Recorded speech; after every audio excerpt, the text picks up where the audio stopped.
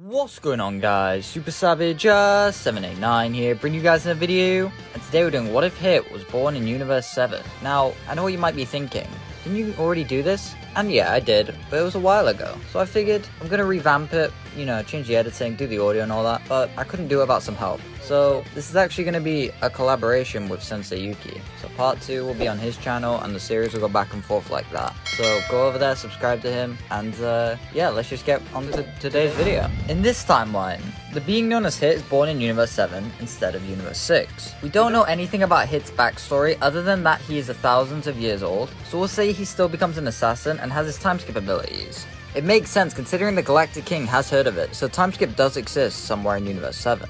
I'm gonna say that Hit's strength is comparable to Piccolo when he fused with Kami. This is because Universe 6 inhabitants seem a lot stronger than Universe 7's, as well as more populated, so this seems like a safe place to put him. Hit would become a well-known assassin throughout the universe, killing many high-ranking people, getting lots of money for his conquests. On one mission, Hit would be hired to kill the space tyrant known as King Cold. Using his time skip, he'd enter Cold's throne room instantaneously to the tyrant, who would recognize the assassin in front of him. He asks Hit if someone has truly hired him for the suicide mission, for which Hit says nothing. Cold is impressed with Hit's abilities, however compared to him it's nothing. He charges up a death beam firing at Hit, watching as it phases through his body as if he's a phantom. Using his time skip, Hit lands a punch into Cold's gut, completely piercing it, sending Cold to the other side of the room, bleeding heavily as he slumps against the wall. He begins to plead for his life to the assassin, telling him that he can give him whatever he wants to let him go. Hit looks Cold dead in the eyes, asking for millions of credits, which Cold would agree to. Cold even offers Hit a place in his army. He can give him lots of money for whatever he does. Hit would agree, becoming a member of the Cold Force, getting paid handsomely for his missions, however he'd never be considered a soldier. He also never revealed to Cold that King Vegeta hired him for this assassination, but it doesn't matter regardless in the end. When Frieza takes over the Empire, he would still use Hit on missions and still pays him, however he begins to become too reliant on Hit's power. He sees Hit as one of his soldiers instead of the hired assassin he should. Hit would be given the Ginyu Force, becoming the Assassin Guild. They'd listen to Hit as their leader despite none of them really liking him. If they could, they'd take him down, however they are nowhere near his strength. Canon would play out like normal, Frieza calling in the Assassin Guild to recover the Dragon Balls and kill Vegeta. Hit would tell Frieza the price, and begrudgingly he agrees before cutting off comms. Vegeta would be with Krillin and Gohan, however his reaction is different when sensing about the Assassin Guild. He tells everyone that they have to escape immediately and rockets away with the Dragon Balls, with Krillin and Gohan arriving not long after him. As they are flying, Vegeta lets out a massive scream as purple beams of ki fly all over his pressure points. He falls to the ground, lifeless. Afraid, Gohan and Krillin look over to see Hit holding all the Dragon Balls using telekinesis. The rest of the guild arrive to see Hit already finishing up the mission. He orders them to finish up Vegeta's posse before time skipping away. Ginyu would go with Hit since he wants to look good in front of Frieza and reclaim his title as leader. They play Janken with Riku winning, rushing at Gohan and Krillin beginning to battle them. He takes his time torturing them even more than Canon, using his flamboyant skills to beat them up. Naturally, Goku arrives and elbows Riku in the gut, knocking him out immediately. He gives Krillin and Gohan a Senzu Bean, and the duo stand back up replenished. Then Goku walks over to Vegeta, placing a Senzu Bean in his mouth. Krillin tells Goku that the Hit guy already killed him, but in awe, Vegeta stands back up.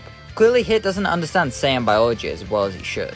Vegeta's Zenkai boost is even more stronger due to how close he was to death with every pressure point destroyed, so he'd be around 500k. Vegeta stands up and shows off his new power, firing a massive blast that engulfs Guldo. He looks at Joyce and Berto with a smirk, telling them that he's going to enjoy watching them scream in pain.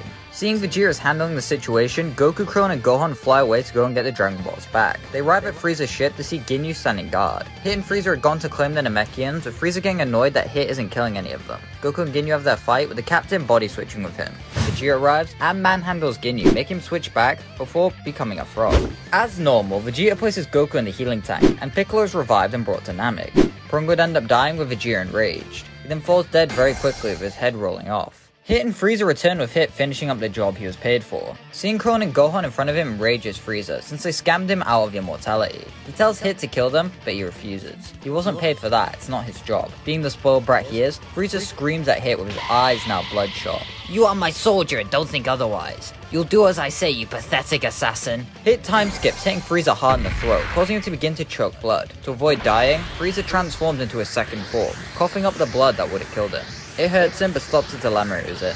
To try and put Hit in his place, Frieza charges a massive blast in his hand, making Krillin, Gohan, and Dende fly away. Frieza unleashes the massive blast with Hit not even moving, and a massive explosion consuming it.